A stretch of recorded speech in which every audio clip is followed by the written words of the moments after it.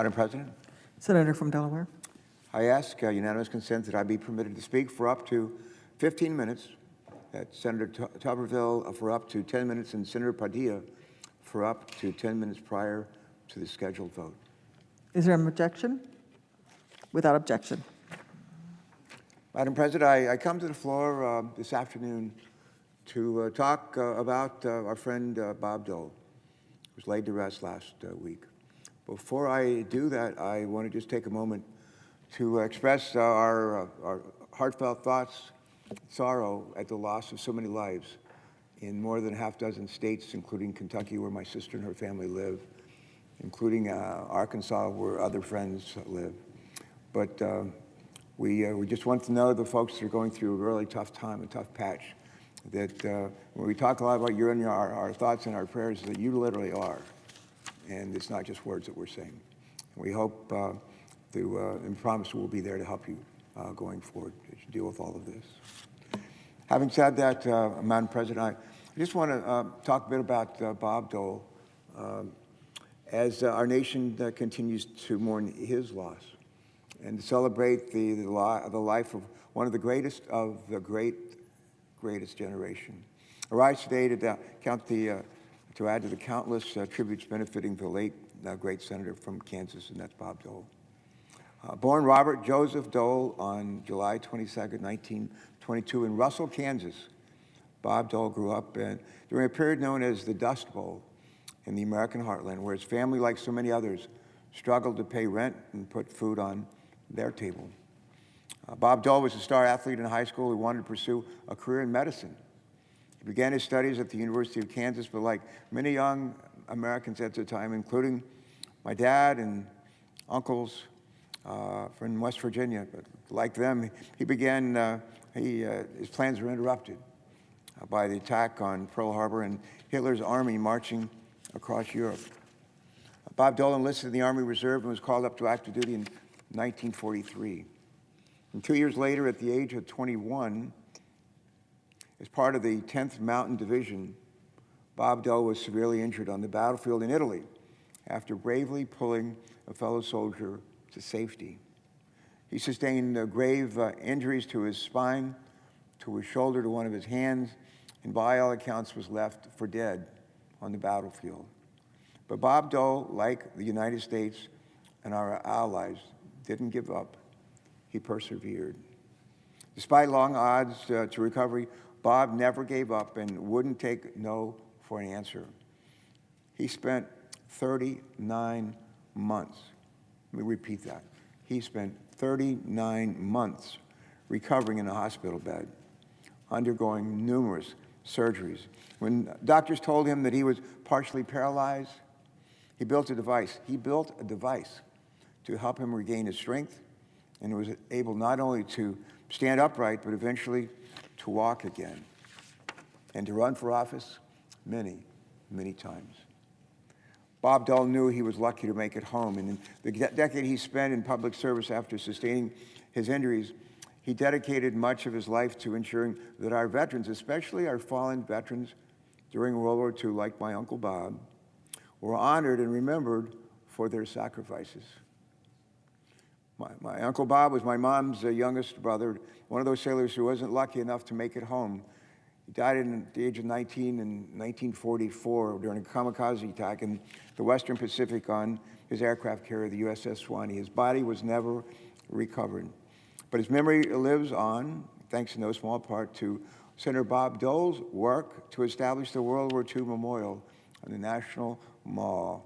And for that, my family, the Patton family on my mother's side, are forever grateful. Though they never met Bob Dole, like so many Americans of the greatest generation, he understood that my Uncle Bob made the ultimate sacrifice in defense of our nation and for the preservation of our democracy. And that's why Senator Bob Dole spent so much of his time raising money for the World War II Memorial, and why he spent so many Saturdays there greeting veterans and thanking them for their service. This meant the world to those families like mine who lost a loved one during the war.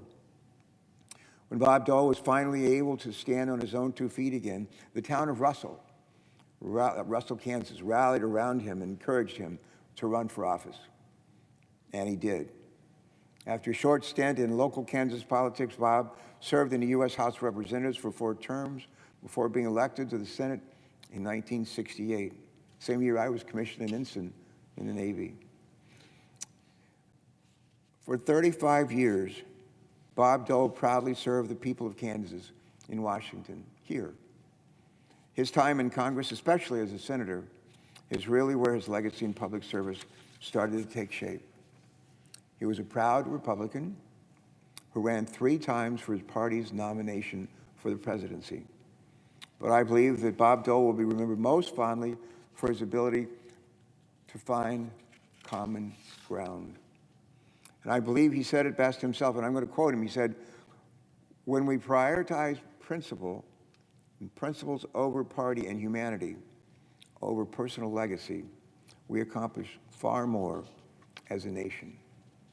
I'll read that again. This is worth repeating. When we prioritize principles over party and humanity, over personal legacy, we accomplish far more as a nation.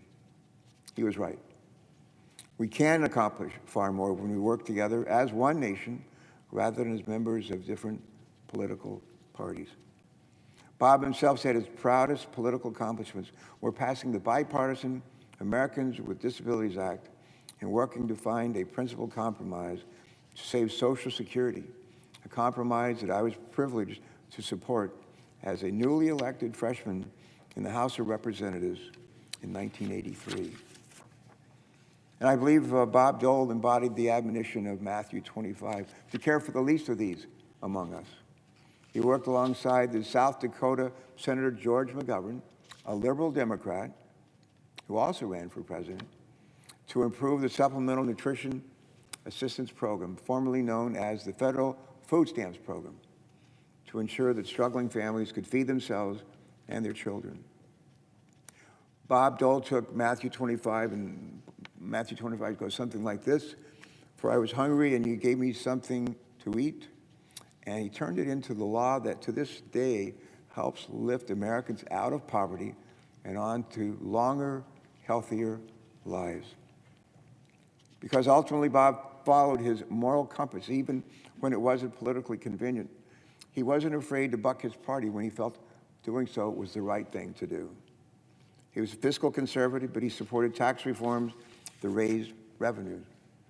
He also supported, get this, he also supported the passage of the Civil Rights Act of 1964 and the Voting Rights Act of 1965, landmark civil rights bills that sought to eliminate racial discrimination from our laws and sought to ensure equal access to the ballot box for all Americans.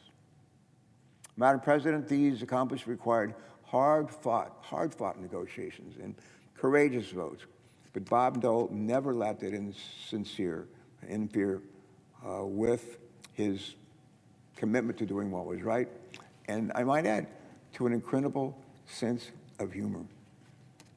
When Bob's wonderful wife, our former colleague here in the Senate, Elizabeth Dole, was in front of the Senate Labor Committee in 1989, having been nominated by then President George Herbert Walker Bush, Bob accompanied to her confirmation hearing and introduced her there, as many of us introduce our own constituents when they're nominated for a particular position by a president. One of the things that he said as he sat there next to his wife, Elizabeth, he quipped, and he was great for quips. He said to his colleagues, "I regret that I have but one wife to give for my country. I regret that I have but one wife to give for my country." And following his defeat in 1988, the Republican president primary, he opened his remarks by saying, "Not only do I regret that I have but one wife to give for my country," he wanted to add, "if I had this much coverage in my primary, I would be writing my inaugural address." He then continued to say, "I once dreamed of making a name for myself in Washington, but I never thought it would be as the husband of the Secretary of Labor, but I'll take what comes these days." The truth is, Madam President, as much as Bob Dole probably learned while serving here in the Senate could learn a lot more from the life and example of Bob Dole. And we could use more Bob Doles in this body today on both sides of the aisle. While Bob Dole was a serious man, he didn't take himself too seriously. He didn't care for politicians who divided it just for the sake of division. He also didn't care for big egos or folks who wanted to do something just so they could take credit for it. He believed the words of Abraham Lincoln, one of his personal heroes, that ours is a government of the people, by the people, and for the people. And that's why he fought and nearly gave his life in defense of our nation and our democracy. That's why he continued to serve our nation, also always striving to improve the lives of Kansans and all of us. We owe it to Senator Dole, to my Uncle Bob, and to the entire greatest generation who fought and made the ultimate sacrifice for us to live in a free and democratic country, to uphold the ideals of our democracy, and to work together to create a brighter, better tomorrow for our children and our grandchildren. So as we mourn the passing of Bob Dole, I would challenge all of us to prioritize principles over party and humanity over personal legacy. We can all work better together to address the challenges of today and confront the challenges of tomorrow. Mr. President, some of us may recall the famous film, The Wizard of Oz. It took place in Bob Dole's proud home state of Kansas. And throughout the film, Dorothy is reminded that there is no place like home, no place like home. Well, Mr. President, Senator Dole entered these halls one last time last week to lie in state in the Capitol Rotunda, just down the hall, over my right shoulder. Now, I, like many of our colleagues, had the chance to pay my respects, our respects, to a man of integrity, passion, and wit. Now it's time to send Bob home, back to Russell, Kansas, as we have, one last time, because there is truly no place like home.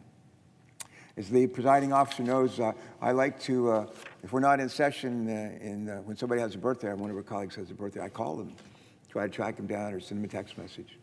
And I've done that with Elizabeth Dole, who served in this chamber here with us in more recent years. And I still call her on her birthday. And her birthday is July 29th. I called her on July 29th this year to wish her happy birthday and see how she and Bob were doing. I got to talk with him as well as with her. And they both said to me, they said, well, why don't you and Martha, my wife Martha, come down here sometime when we have some free time, and you do as well, and we'll just go out for dinner together. And sadly, we never got to do that. But we're going to take a rain check. And I promise you, if you're listening up there, Bob, we plan to take full advantage of that rain check and come and see you with Elizabeth. With that, I yield the floor.